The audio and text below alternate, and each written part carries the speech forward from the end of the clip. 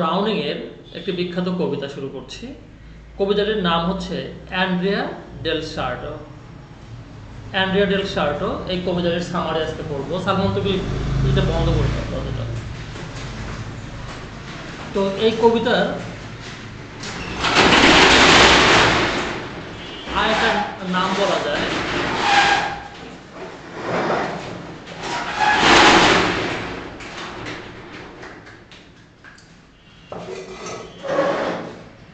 সেটা হচ্ছে the ফল্টলেস painter. এমন একজন পেইন্টারের কথা এখানে বলা হয়েছে। পেইন্টার মানে তোমরা জানো যে আঁকে, একজন আঁকিয়ে মানে শিল্পীর কথা বলা হয়েছে যে আঁকে, তার নাম হচ্ছে অ্যান্ড্রিয়া ডেল সার্টো এবং তাকে বলা হয় ফল্টলেস পেইন্টার, মানে যে নিখুঁতভাবে আঁকে তাকে বলা হয় ফল্টলেস painter. Andrea del Sarto, an Italian artist who was born in 1486 and died in 1550. 1486 সালে সে কি করে? ইটালিয়ান আর্টিস্ট হিসাবে ইটালিয়ান আর্টিস্ট জন্মগ্রহণ করেছিল 1486 সালে এবং মারা গেছে 1550 সালে। Andrea del Sarto. তো ওনার কথাই আমরা পড়বো এখন। তো উনি অ্যান্ড্রিয়া ডেল সার্টো। তো যার ছবিটা দেখছো এখন, বাম পাশের এই ভদ্র মহিলা হচ্ছে অ্যান্ড্রিয়া ডেল সার্টো এবং ডান পাশে তার ওয়াইফ লুক্রেজিয়া। তার ওয়াইফের নাম হলো লুক্রেজিয়া। তো আমরা দেখলাম অ্যান্ড্রিয়া ডেল সার্টোকে দেখলাম, he is an artist painter. তো এখন আমরা যে আর্টটা দেখলাম, এই আর্টটা অ্যান্ড্রিয়া ডেল সার্টোর আঁকা একটি আর্ট। উনি এটি এঁকেছেন। তো এরকম অনেক আর্ট উনি করেছেন যেগুলো খুব নিখুঁত। ওনার আর্টে কোনো খুঁত ধরা যায় না, এত নিখুঁত আর্ট করেন হচ্ছে অ্যান্ড্রিয়া ডেল সার্টো। তো এই ড্রামাটিক মনোলগ, তোমরা জানো যে ভিক্টোরিয়ান পোয়েটদের কবিতাগুলো ড্রামাটিক মনোলগ হয়ে থাকে। This dramatic monologue is directed by Renaissance painter Andrea del Sarto to his wife Lucrezia. এই ড্রামাটিক মনোলগটা বর্ণনা করেছে Renaissance painter Andrea del Sarto তার ওয়াইফ লুক্রেজিয়ার কাছে এটি বর্ণনা করেছে। এখন আমরা দেখছি তার ছবিগুলো। বেশ কিছু ছবি না দেখলে আমরা বুঝবো না যে ছবিগুলো আসলে কতটা ফল্টলেস হয়। আমরা যে বললাম যে যার ছবিগুলো হয় নিখুঁত, সেই ছবিগুলোর মধ্যে এগুলো একটি ছবি। আর এই ছবিটা কিন্তু প্রথমে তোমরা দেখলে এই ছবিটা, এই যে অ্যান্ড্রিয়া ডেল সার্টোর যে ছবিটা দেখছো, এই ছবিটা তার নিজের হাতে আঁকা সেলফ পোর্ট্রেট, নিজের আঁকা ছবি। তো এখন আমরা কিছু ছবি দেখছি তার। এই যে এটি তার ছবি, এটি আঁকা তার ছবি, এটি তার আঁকা ছবি, এগুলো আঁকা ছবি। এই যে এই ছবিটা তার আঁকা, তার আঁকা ছবি।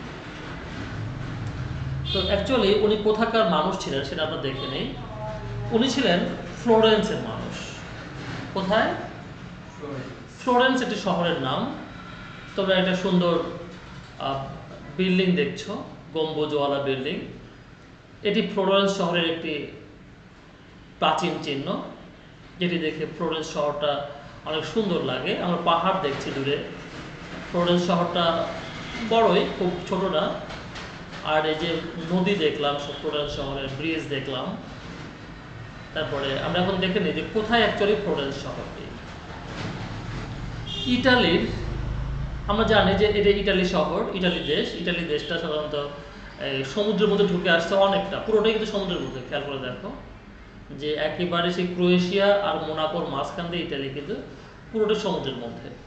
এই সমুদ্রের মধ্যে আসার শুরুর দিকেই হচ্ছে ফ্লোরেন্স নগর। এটা যেখানে দেখো একটা স্পট দেওয়া আছে, রেড কালারের একটা স্পট দেওয়া আছে, এই জায়গায় ফ্লোরেন্স নগরী, ইটালিতে। তাহলে আমরা এখন দেখব এই অ্যান্ড্রিয়া ডেল সার্টো আর তার ওয়াইফ ফ্লোরেন্সে বসবাস করে। ফ্লোরেন্সে বসবাস করে অ্যান্ড্রিয়া এবং তার ওয়াইফ কথা বলছে। অ্যান্ড্রিয়া তার ওয়াইফের কাছে, লুক্রেজিয়ার কাছে বেগ করে যে they in the quarrel over whether the painter should sell his paintings to to a friend of his wife's.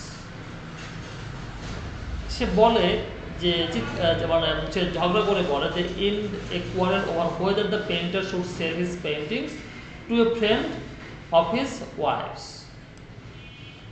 তার মানে লুক্রেজিয়া বলতেছে যে আমার বন্ধু তোমার এই পেইন্টিংগুলো কিনতে চায়, তোমার এই পেইন্টিংগুলো কি করতে চায়, কিনতে চায়, এই যে পেইন্টিংগুলো কিনতে চায়, তো এই পেইন্টিংগুলো ওর কাছে বিক্রি করে দাও। তো অ্যান্ড্রিয়া এই পেইন্টিংগুলো বিক্রি করতে রাজি হচ্ছে না। এটা নিয়ে দুজনের ঝগড়া হচ্ছে, দুজনের মধ্যে এই নিয়ে বাক বিতণ্ডা।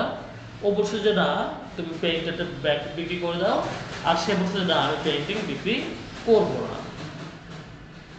তো এই যে এই ঝগড়ার সময় আমরা দেখলাম এই যে তার ওয়াইফ লুক্রেজিয়াকে সে বলছে যে দেখো আমি তোমার কথা মেনে নেব, আমি তোমার কথা শুনবো। হি অ্যাকুইজেস টু হার উইশ, সে তার কথা শেষ পর্যন্ত মেনে নেয় এবং প্রমিজেস, এবং সে প্রতিশ্রুতি দেয় he will give her the money, সে তাকে টাকাটা দেবে। He will give her the money, বুঝতে পারছো? ওই যে তোমার ওই পেইন্টিংটা বিক্রি করার পর যে টাকাটা আসবে সেই টাকাটা লুক্রেজিয়াকে সে দিবে বলে তাকে প্রতিশ্রুতি দেয়। তো প্রতিশ্রুতি দেওয়ার সময় সে বলছে if she will only hold his hand, যদি সে তার হাতটা ধরে, যদি সে কি করে তার হাতটি ধরে এবং জানালার পাশে তার সাথে বসে থাকে, জানালার পাশে বসে বসে কি করবে তারা ফ্লোরেন্স নগরীটা দেখবে। তো এই সেই ফ্লোরেন্স নগরী, যে ফ্লোরেন্স নগরীটা অ্যাকচুয়ালি দেখতেই সুন্দর, অনেক অনেক সুন্দর ফ্লোরেন্স নগরী। তো ফ্লোরেন্স নগরী দেখার জন্য তাকে আমন্ত্রণ জানালো। হি অ্যাডমিটস এ ফিলিং, সে একটি অনুভূতির কথা স্বীকার করলো, এ ডিপ মেলাঙ্কলি, যেখানে গভীর বিষাদ, সে বিষাদের কথা বলল যে আমার মনের মধ্যে একটি বিশাল বিষাদ, গভীর বিষাদ আচ্ছন্ন আমি। এ কমন গ্রেনেস, একটি সাধারণ ধূসরতা। তোমরা ধরো ধূসরতা বলতে কি বোঝায়? অনুজ্জ্বল, অনাকর্ষণীয়। একটি সাধারণ ধূসরতা সিলভার্স এভরিথিং, সব কিছুকে ঢেকে দেয়। আমার সব কিছুকেই একটা ধূসরতা ঢেকে দিয়েছে। And Hopes she can pool him from it, এবং আশা করছে যে সে তাকে এখান থেকে বের করে আনতে পারবে। She can pool him from it, তার মানে তার মধ্যে যে ধূসরতা আছে, তার মধ্যে যে কষ্ট আছে, যন্ত্রণা আছে, এই যন্ত্রণার মধ্যে সে আটকে গেছে, সে পুরোপুরি বিষাদে ঢেকে গেছে, বিষাদটা তাকে ঢেকে ফেলেছে। এখান থেকে তাকে বের করে আনতে পারে কে?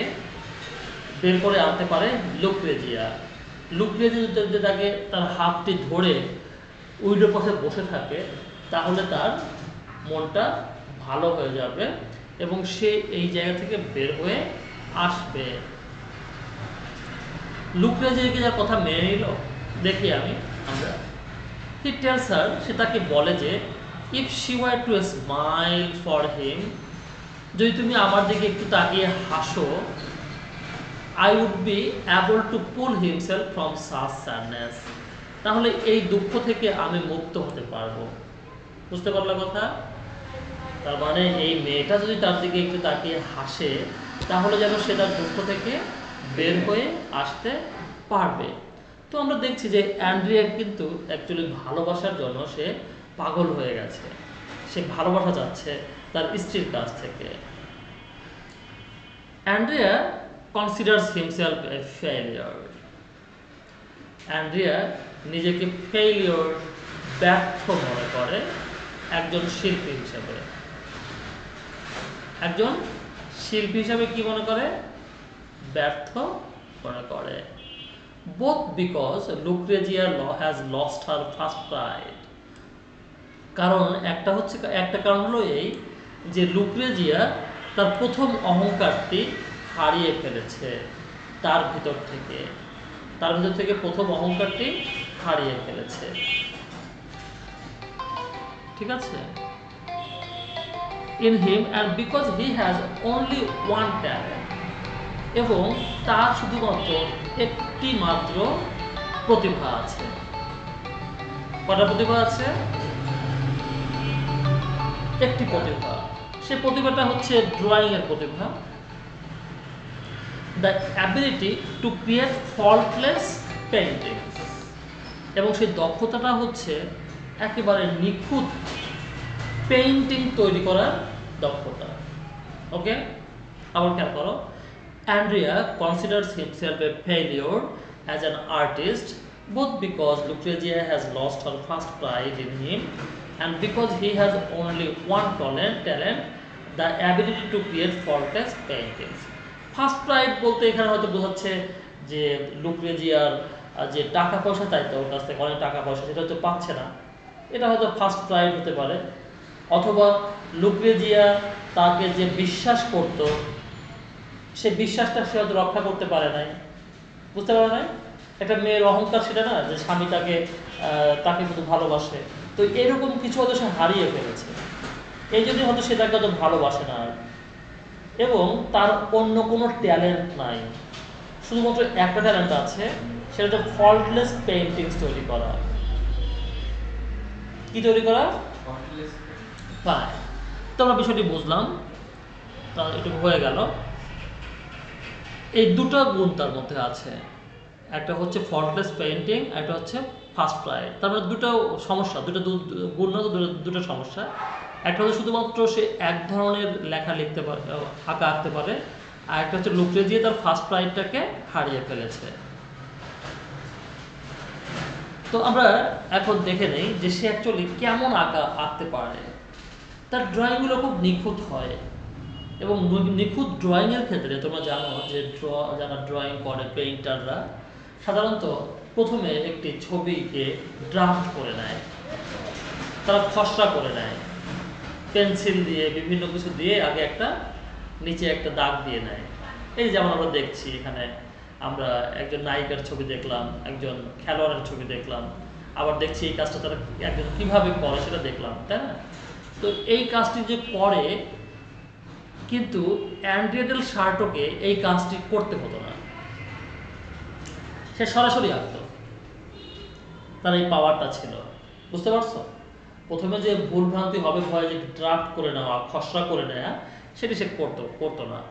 দো many praise him for creating flawless reproductions, যদিও অনেকেই তাকে প্রশংসা করে তার নিখুঁত প্রতিচিত্র তৈরি করার জন্য, which he admits he does easily, যেটা সে মনে করে সে খুব সহজেই কাজটা করতে পারে।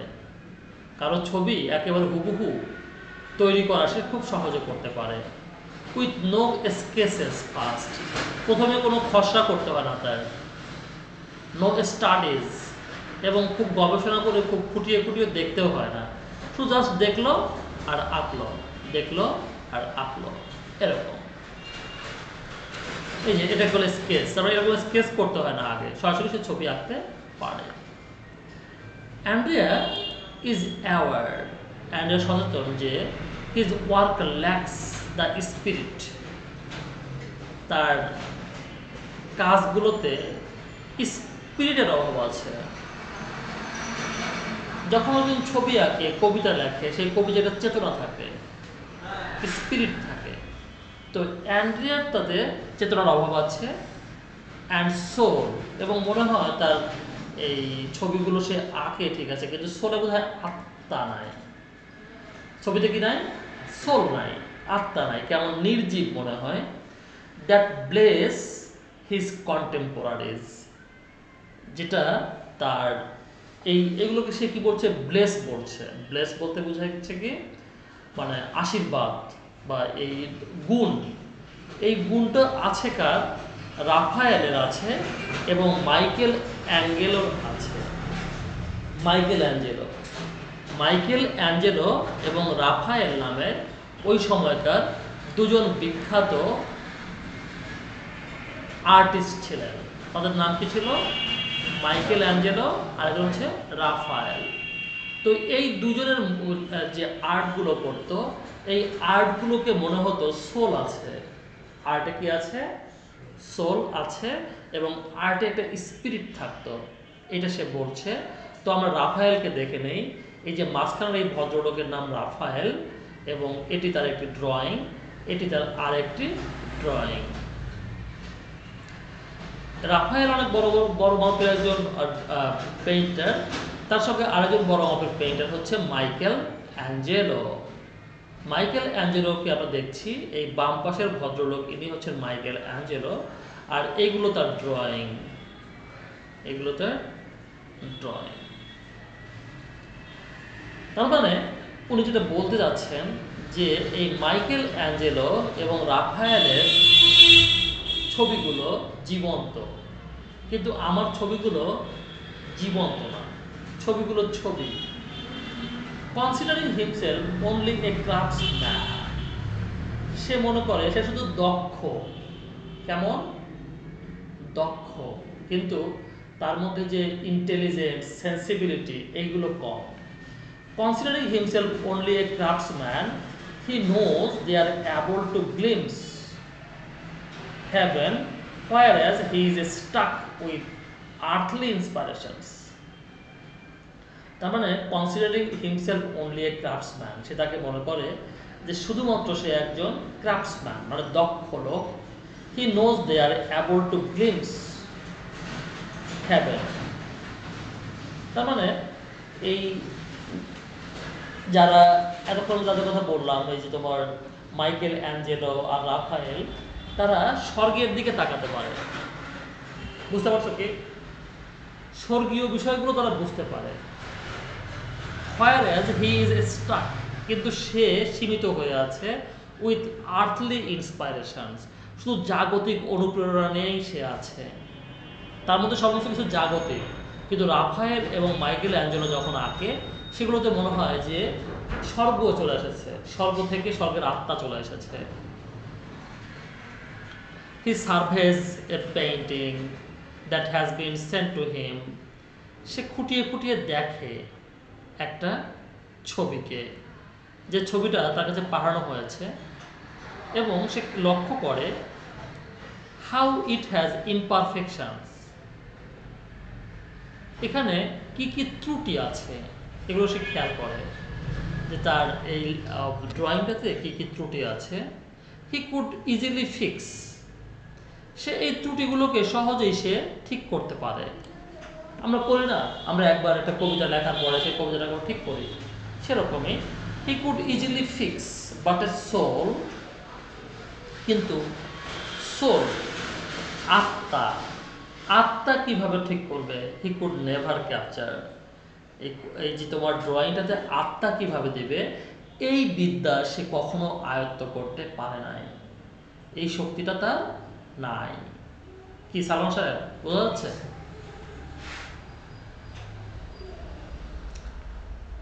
তারপর আমরা বুঝতে পারলাম যে উনি কিন্তু নিজের সম্পর্কেই জানে যে তার মধ্যে এই শক্তিটার গ্যাপ আছে, যে সে তার পেইন্টিং গুলোতে সোল দিতে পারে না, স্পিরিট দিতে পারে না।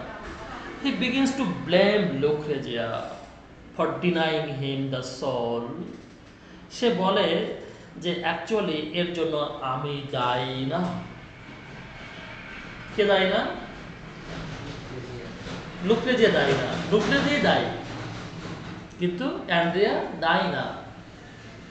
অ্যান্ড্রিয়া লুক্রেজিয়াকে দায়ী করছে, কারণ লুক্রেজিয়াই তাকে সোল দেয় নাই। বুঝতে পারো নাই? সোল যদি আমারই না থাকে, তাহলে আমি আবার সোল দেবো কিভাবে? আমার পকেটে যদি তোমার কি বলে তোমাকে দেওয়ার মতো চকলেট থাকে, তাহলে তো চকলেট দিব, চকলেট না থাকলে কিভাবে দেবো? তার মানে ওর তো চকলেট নাই, ওর চকলেট কে দিবে? লুক্রেজিয়া দিবে, ওকে সোল দিবে লুক্রেজিয়া, কিন্তু সে দেয় নাই।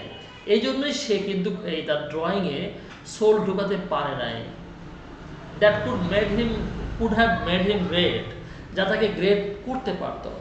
And while he forgives her for her beauty, এবং যদিও সে কি করে তার সৌন্দর্যের জন্য এত সুন্দর লুক্রেজিয়া এটা ওকে ক্ষমা করে দেয়। ওকে যে সে বিয়ে করেছে সৌন্দর্যের জন্য বিয়ে করেছে, এত সুন্দর একটা মেয়েকে। হি অ্যাকিউজেস হার, কিন্তু অভিযোগ করে not having a ব্রট a mind. তার অভিযোগ হচ্ছে এই যে এই লুক্রেজিয়ার সে কোনো মন নাই তার। হ্যাঁ, তাকে যে অনুপ্রাণিত করবে, একজন শিল্পীকে অনুপ্রাণিত করার মতো একজন স্ত্রী সে হতে পারে নাই। তার সেই মনটা সে ব্রিং করতে পারে নাই, আনতে পারে নাই। তারপর দেখলাম যে লুক্রেজিয়ার দোষটা কোথায়। হি ওয়ান্ডার্স, সে ভাবে whether what makes his contemporaries great is their lack of a wife। সে ভাবে যে তাহলে কি whether মানে কি না, whether মানে কি বললাম, কি না, তাহলে কি মাইকেল অ্যাঞ্জেলোর ওয়াইফ নাই দেখে সে এত ভালো আঁকে? রাফায়েলের ওয়াইফ নাই দেখে সে এত ভালো আঁকে? বুঝতে পারছো? আমরা এরকম ভাবি না যে আমার সমস্যাটা কোথায়, তাহলে কি এই জন্য আমি পারি না? তো এখানে তাই বলছে যে সম্ভবত ওরা এত ভালো আঁকে মাইকেল অ্যাঞ্জেলো আর রাফায়েল, তার কারণ হলো ওয়াইফ নাই। অ্যান্ড্রিয়া রেমিনিসেন্স, রেমিনিসেন্স মানে তোমার হচ্ছে রিমেম্বার করা, স্মরণ করা, অন দেয়ার পাস্ট, অতীতের কথা ভাবে যে লং বিফোর, অনেক আগে সে একটি ছবি এঁকেছিল ফ্রান্সে। কোথায়? রয়্যাল কোর্টের জন্য। ফ্রান্সের রয়্যাল কোর্ট মানে রাজ দরবারের জন্য, ফ্রান্সের রাজ দরবার। এই ফ্রান্সের রাজ দরবারের জন্য সে একটি ছবি এঁকেছিল। Producing work of which both he and Lucrezia were proud। Producing work, এই কাজটা যখন তারা তাদের সামনে তুলে ধরলো, তারা দুজনেই, স্বামী স্ত্রী দুজনেই খুব বেশি অহংকারী হয়েছিল, খুব গর্বিত হয়েছিল যে এত দামি একটা ছবি তারা করতে পেরেছে। রয়্যাল কোর্ট অফ ফ্রান্স আমরা দেখলাম। But when she grew restless, কিন্তু আমরা জানি যে এই সুন্দরী মেয়েদের মধ্যে কিছু সমস্যা থেকে থাকে। সেই সমস্যাটা হচ্ছে যে বেশিরভাগ সুন্দরী মেয়েরই মন থাকে না, এটা একটা প্রবলেম। ঠিক আছে? তার মানে কি আল্লাহ সবাইকে সব কিছু দেয় না। But when she grew restless, they set off for Italy। তার মানে সে বললো যে না, আমার ফ্রান্সে ভালো লাগতেছে না, আমি এখানে থাকবো না, আমার ভালো লাগতেছে না, আমি চলে যাবো, আমি ইটালিতে চলে, ফ্লোরেন্সে চলে যাবো। কবে থেকে যাই না, ঠিক আছে, ফ্লোরেন্সে আমার ভালো লাগে না, আমার এই পানি সহ্য হয় না, এরকম বিভিন্ন কথাবার্তা। They set off for Italy, তারা যাত্রা শুরু করলো ইটালির জন্য। Where they bought a nice house with the money.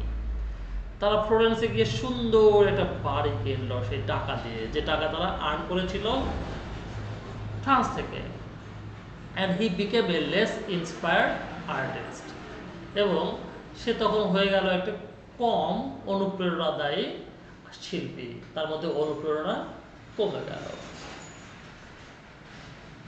however he contemplates, যা হোক সে ভাবে যে it could have gone no other way।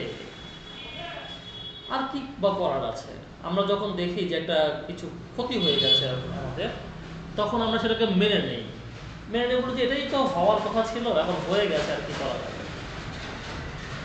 However, he contemplates that it could have gone no other way. Since fate intended him to be with Lucrezia, যেহেতু fate তাকে চেয়েছে যে লুক্রেজিয়ার সাথে সে থাকুক। বুঝতে পারছো কথা? কি বললাম কথাটা? however he contemplates that it could have gone no other way since fate intended him to be Lucrezia। কপাল চাইছে, ভাগ্য চাইছে যে আমি লুক্রেজিয়ার সাথে ঘর করি। এটা আর কি করার আছে, বাধ্য হয়ে আমাকে করতেই হচ্ছে। এবং সে আশা করছে future generations will forgive him his choices, সেই করতেছে যে এই যে আমার দুটো চয়েস, একটা চয়েস হচ্ছে আমি এই মেয়েটাকে পছন্দ করেছি, এই কারণে আমার ইন্সপিরেশন পাচ্ছি না। আরেকটা কারণ হচ্ছে আমি এমন ছবিগুলো আঁকছি যে ছবিগুলো আসলে আর্টিস্টরা আঁকে না, ভালো আর্টিস্টরা আঁকে না। তো এরকম ছবি আঁকারটা একটা চয়েস। এই দুটো চয়েসই খারাপ হওয়ার কারণে আমার পরবর্তী প্রজন্মে যে সমস্ত শিল্পীরা আসবে তারা যেন আমাকে ক্ষমা করে দেয়। কি বুঝতে পারছো কথা? একজন শিল্পী সে তো অন্যদেরকে চিন্তা করবে যে অন্যরা আসবে, তারা তাকে আমাকে ফলো করবে, ঠিক আছে? তো আমরা প্রথমে বাম পাশের ছবি দেখলাম মাইকেল অ্যাঞ্জেলো, মাঝখানেটা রাফায়েল, ডান পাশেরটা Andrea del Sarto. As evidence of his talents, যখন সে তার ট্যালেন্টের এভিডেন্স দেয়, মানে প্রমাণ দিচ্ছে আর কি, যে সে কতটা প্রতিভাবান সে প্রমাণ দিচ্ছে। হি রিকলস, সে মনে করার চিন্তা করে যে অ্যাকচুয়ালি আমি কিন্তু কম প্রতিভাবান না। সে মনে করে বলে যে মাইকেল অ্যাঞ্জেলো একবার এসেছিল এবং আমার প্রতিভাকে রাফায়েলের কাছে বর্ণনা করেছিল,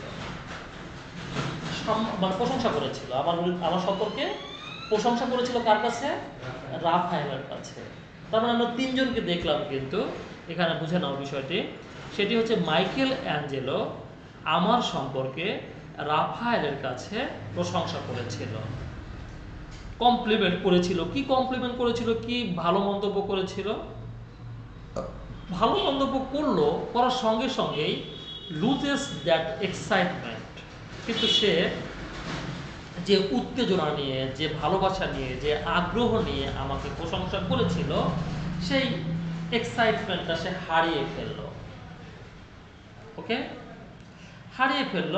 as he focuses on the imperfections of the paintings, সে তখন ফোকাস করলো, দৃষ্টি দিল এই পেইন্টিংয়ের ইমপারফেকশনের দিকে, ত্রুটির দিকে, উইকনেসের দিকে সে মনোযোগ দিল। যখন উইকনেসের দিকে মনোযোগ দিল, তখন হচ্ছে তারা ধরে ফেললো যে এই আর্টটাতে সোল নাই, এই আর্টটাতে আর কি নাই যেন, স্পিরিট নাই, তাই না? Of the painting in front of him, তার সামনেই বলল, অ্যান্ড হিজ ওন ফেলিংস, এবং তার ব্যর্থতা সম্পর্কে বলে দিল। তাহলে বুঝলাম আমরা যে মাইকেল অ্যাঞ্জেলো একজন স্পষ্ট বক্তা ছিলেন, এবং অ্যান্ড্রিয়া ডেল শার্টোর ড্রয়িংটা দেখে তার প্রথমে খুব ভালো লেগেছে, কিন্তু পরে সে কিছু ইমপারফেকশন দেখতে পেয়েছে এবং সেগুলোও সে বলে দিয়েছে। তাহলে আমরা এর পরে দেখছি আবারও সেই লুক্রেজিয়ার কাছে সে চলে আসলো। এখন কিন্তু অতীতে ছিল এতক্ষণ, আবার বর্তমানে ফিরে আসলো। সে লুক্রেজিয়ার কাছে বলছে, লুক্রেজিয়া, লুক্রেজিয়া, আমার সাথে বসো, আমার হাতটি ধরো, চলো যাই জানালার পাশে দাঁড়াই।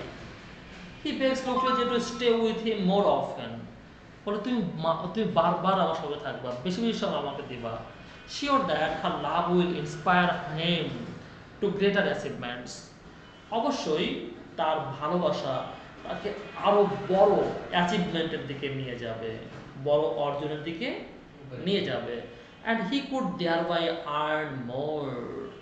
এবং সে তার মাধ্যমে অনেক বেশি আর্ন করতে পারবে এবং অনেক বেশি তাকে দিতেও পারবে। আর্ন না করলে কি দিতে পারবে? তো আমরা বুঝতে পারলাম যে সে তাকে বলছে যে আমি তো অনেক টাকা দিতে পারবো। লুক্রেজিয়াকে ডেকে নিল কেউ একজন। Lucrezia is called from outside, বাইরে থেকে কেউ একজন লুক্রেজিয়াকে ডাকলো, বাই হার কাজিন, যে ডাকলো সে তার cousin, who is implicitly her lover, say actually implicitly মানে পরোক্ষভাবে, যেটা জানা যায় না বা ধারণা করা যায়, যেটা সে অ্যাকচুয়ালি তার প্রেমিক। And Andrea bags her to stay, এবং অ্যান্ড্রিয়া তাকে বলে থাকো, ঠিক আছে, তুমি যেও না, কে কোথা থেকে আসছে না আসছে তুমি যেও না, আমি তোমার হাজব্যান্ড, তুমি আমার সঙ্গে থাকো। He notes that the cousin has loan. সে খেয়াল করে যে কাজিনের লোন আছে। সে উল্লেখ করে, বলে তাকে যে দেখো তুমি তো তোমার কাজিনের কাছ থেকে লোন করেছো, এই লোনটা আমি শোধ করে দেব, তুমি আমার সাথে থাকো, আমি লোনটা শোধ করে দিচ্ছি। ওকে, সে সিমস টু ডিক্লাইন, তাকে দেখে মনে হয় যে সে কথাতে রাজি হয় না। And to insist she will leave, এবং সে ইনসিস্ট করে যে সে চলেই যাবে। সে অ্যাকচুয়ালি তার কাজিনের ডাকে সে চলে যাবে। In the poems final section, কবিতার একেবারে শেষ অংশে অ্যান্ড্রিয়া গ্রোজ মেলানকোলি। অ্যান্ড্রিয়া কি হয়ে যায়? বিষাদগ্রস্ত হয়ে যায় আবার, এবং সে জোর দিয়ে বলে he does regret little would change still less. সে কি করবে? খুব কম অনুশোচনা করবে, আর পরিবর্তনও হবে আরো কম। তোমরা জানো লিটল মানে কম, লেস মানে আরো কম, লিস্ট মানে সবচেয়ে কম। Little, less, least, degree, superlative, comparative, positive.